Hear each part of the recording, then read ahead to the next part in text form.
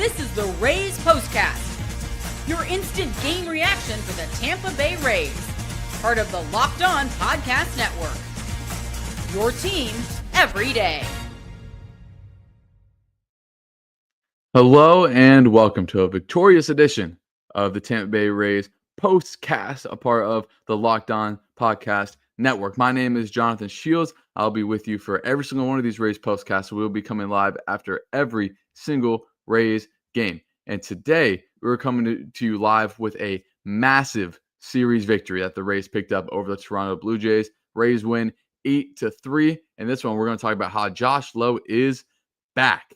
We're going to talk about how Zack Littell just cruised in this one. And we're talking about the series win, the significance that it could mean. And we're going to look ahead to the Marlins series. But first, we're going to talk about just how good this offense was. This is what you'll be talking about. Every single player in this offense got a hit, except for Jonathan Aranda, ironically enough. And he kind of got robbed that last at-bat there in the ninth inning. But, the Rays' best hitter is the only one that did not get a hit. So, the lineup depth for the Rays really, really stood out in this one. But you cannot go any further without talking about Josh Lowe and Brandon Lowe. Obviously, Josh Lowe is back, but we're going to talk about the player of the game, and we have co-player of the games because they spell their last name the same way, but it's pronounced differently. This is the Locked On Player of the Game. You can't go any further when talking about this offense without talking about Josh Lowe and Brandon Lowe. They combined for 6 hits, 3 home runs, and it were incredible in 1 and 2 in the order. And I don't know what this lineup is going to look like when everyone's healthy. When Kim's healthy, when Yandy's back, he'll be in the lineup tomorrow against the Marlins. But man, was it good to see Josh Lowe back out there. And Brandon Lowe is getting hot. And we talked about it at the end of the Brewer series when we were going to this road trip. When Brandon Lowe is hot, he can carry an offense for an extended period of time. And he might be hot right now. That's the kind of hitter that he is. But we go down the lineup. I thought Junior had a few really good at-bats. Kameron Misner just continues to keep stacking at-bats. He had a big home run. Jose Caballero, 2 for 4 with big 2 hits. Chandler Simpson, another RBI single. Danny Jansen, who's been playing really low lately, 2 hits. Taylor Walls had the bunt single. You just keep going through this lineup, and the production is finally there. We talked about the depth of this lineup needing to be there for the Rays to be competitive in this division and make the playoffs. And with Josh Lowe back, it's a 1-game sample size. He's not going to get 3 hits. He's not going to home run every game. But just the length that brings this lineup, I'm telling you guys, is going to be super, super valuable. So let's quickly run through this one. We talked about in the first inning right away. The Lowe and Lowe get it started for the Rays. Josh Lowe immediately in his first at-bat back gets a single. Brandon Lowe, next pitch, home run. And then in the bottom of the first, Littell did not have his best stuff for the first kind of 2 innings. Then he started to roll a little bit, but we'll get into his outing just a little bit later. And then so Littell gives up the 2 home runs in the 3rd inning. The Rays get 1 back and an RBI single by Dan Jansen, the top of the 2nd. And then that leads us to our turning point in this one. Time to reveal where the game was won or lost. It's the turning point. I thought it was a Kameron Misner home run. The game was 3-2. Kameron Misner comes up and he just blasts one. And I said it, Misner just keeps on providing more and more good at-bats, and he's going to get rewarded. And he's finally getting rewarded. He was hitting over 400 for a long time. And now he's hitting 250, which kind of seems about right for him. Right. And then, so that home run just kind of gave you some more breathing room because the Rays are up 2-0 and then 3-1. And then Kameron Misner hits that one. Okay, we have our breathing space back, right? It's back to 4-2. And then Josh Lowe would hit the other home run in the 5th. Chandler Simpson 6-2 in the 6th. And then it just kept on going from there. And obviously Brandon Lowe had that monster home run in the 9th. They just kept throwing fastballs. Brandon Lowe's a really good fastball hitter. I don't know why they just kept throwing fastballs right down the middle. He's going to turn on one eventually. But let's talk about Josh Lowe because he is the story in this one. How good was it to see him back? And it kind of came out of nowhere, right? We thought he was going to be back tomorrow for the Marlins series, but the Rays decided to bring him back a game early, which I'm sure was much appreciated to all Rays fans. And it was just so great to see him. Again, he just lengthens this lineup even more. Guys, I'm telling you, when Haesam Kim is back, when Yandy's back in the lineup tomorrow, this lineup, you're going to really fear 6 or 7 hitters. And if Danny Jansen goes the way he's been going, this lineup is going to lengthen out, guys. I'm telling you. It's here. Like what we've been talking about is starting to come up, and the Rays continuing to play well on the road. starting to come up. Just more and more good stuff from this lineup. And, like I said, the Rays kind of hit rock bottom, I thought, the first game of the Yankee series in New York. After that terrible homestand, went to New York, got kind of just shut out by Max Fried. And since then, they've really been putting together some quality wins, some quality games. And 2 of the 3 games here, I told you, yesterday we talked about the Rays offense is like this. We need it to be like this. Little dips here and there, but mostly up here scoring 4 or 5 runs a game. And with this lineup getting healthy, this lineup getting whole, it's something that they can most definitely do. So if you're joining live, make sure to leave your comments in the live chat where we'll get to them at the end of the video, as we always do. If you're watching the replay, make sure you leave a like and leave a comment on the replay as well. And if you're just watching for the first time, subscribe. If you're watching the replay, join the live. The lives are a lot of fun.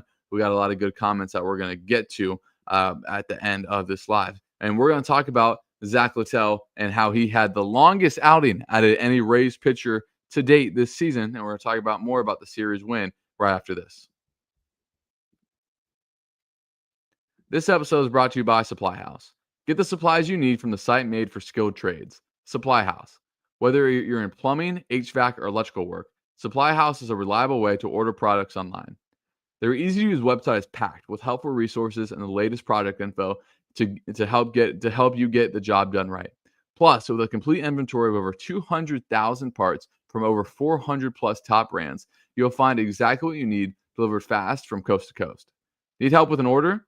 Supply House offers expert support, industry-leading service, so you'll always have someone to talk to, a real person. And for trade pros looking for an extra edge, their free trade master program offers exclusive perks like a dedicated phone line, free shipping, and discounts on every order. Thousands of skilled professionals are already taking advantage. Now it's your turn. Join the Trade Master program today at supplyhouse.com/TM and start ordering plumbing, HVAC, and electrical supplies with just a few clicks. Plus, use promo code SH5 for 5% off your first order. That's supplyhouse.com.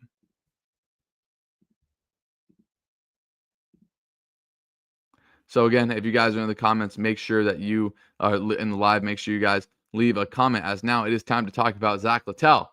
As you know, those Zack Littell haters have to be pretty quiet now. 7 1/3 innings, 8 hits, giving up 3 runs. That's where no one gives up more solo home runs than freaking Zack Littell. Only 2 strikeouts, 1 walk, 60 strikes. That Zack Littell is in the zone more than any other starting pitcher in baseball. I swear, he is just there. It is just so good to see him kind of bounce back. He's had 3 straight quality starts, and we just hope as a 5th starter, this is all you can ask for. He's up to 3-5 now in the season. He got to win. And again, he went into the 8th inning, and he could have finished the 8th if he didn't start to get hit around there. He only finished with 87 pitches. He was efficient, and that's the kind of stuff you need to see out of Zack Littell. And it was very, very good to see from, Zack Littell. And, it's, again, I always try to think, what's the ceiling for these guys? Where do you want these guys to be at going into the heart of the season? And Zack Littell is a guy, as your 5th starter, you're looking for not quite outings like this, but to give you 5-6 innings, 3 or less runs, right? You want those quality starts as often as you can from your pitcher. So, again, really good stuff from Zack Littell. Really impressed. And impressed how many pop-ups did they have, right? I feel like they were getting under everything. And I'll tell you what, I am happy to get out of Toronto before Anthony Santander got hot, because it's coming. You can tell with that guy. He's starting to put the barrel of the ball a lot, as he almost hit the game-tying home run in the bottom of the 8th. That had your heart. Oh, my goodness, excuse me. It had your heart pumping a little bit when Santander got the barrel of that ball. But let's get to some more things. Now, we already talked about Brandon Lowe is hot, and when he is hot, he's incredibly fun to watch. I thought the Rays put great pressure on Gausman all game, right? Never allowed him to get comfortable. Gausman was a guy that's really had success against the Rays in his career. So to continue to have success against him was really big. We talked about Kameron Misner kept getting better. I thought he's played a great center field, especially last week for the Rays. So kind of have stability there with DeLuca still out. And then this is the most run support Littell has gotten this year. I mean, just kind of crazy. And it was just a complete game for the Rays. The Rays scored a run in 6 separate innings, which was very, very good to see. And then they tied a season high with 4 home runs in this game. So they just lined up down the board exactly what you want to see. So let's look ahead to tomorrow. The Rays will head to Miami as the MLB is doing this like rivalry type thing. It'll be Taj Bradley versus Max Meyer. Meyer is 2-4 with a 4.37 ERA. He has 52 strikeouts, just 16 walks. Taj is 3-2 with a 4.2 ERA, 35 strikeouts, 19 walks. Meyer has 52 strikeouts, the 16 walks. I misspoke before. Meyer is coming off of an outing where he went 6 1/3, give up 5 earned against the White Sox. He's given up 5 earned in 3 straight outings. So let's hope he doesn't turn around against the Rays. So if he has one more rough outing and the Rays can get him, and then maybe he can get going after. So let's get to the comments now. So if you guys have a comment, leave it in the comments below. As we go to Gary, this game was a high-low moment of the season, and Josh Littell 1-2 punch. Most games have highlights. This one had low lights. I like that one. Look, that combination again. You're not gonna have 6 hits combined between the two each game, but it's big to get this occasionally. It's just the lineup depth, lengthening out this lineup and continuing to put together really quality at bats from a multitude of positions in your lineup. As we go back to Gary, so if Josh Lowe can come close to 2023, this lineup has a huge burst of adrenaline. 100% right. I said Josh Lowe hits 260, 270. Just another guy that you can really, really, really rely on. As we will go to Cameron Van Pelt, he might be a first-time commenter. He, like I just said, he stretched out this lineup so much. Right-handed bats. And when we get right-handed bats like Kim and DeLuca stretch out even more, I agree. It's just awesome to see that the potential that this lineup has, right? And you got to give credit to Eric Nylander, credit to Kevin Cash for kind of seeing the vision for this roster. And us Rays fans have to be a little bit patient, but they just got to tread water until they get their guys back. Well, they got one of their guys back now. So once they get more guys back, they can really start to thrive. And like I said, only 3 games under 500. Take 2 out of 3 against Miami. Go back home 2 games under, and you really can start to do some damage. As we go to Michael Dean, another series win against an AL East rival on the road. You'd love to see it. Yeah, this one felt big, right? This one kind of felt out of the 2 series, the one that the Rays needed the most, as he had another really good comment here. Sorry to all the Littell haters. The man has been the MVP of the rotation so far this season, efficient and consistent.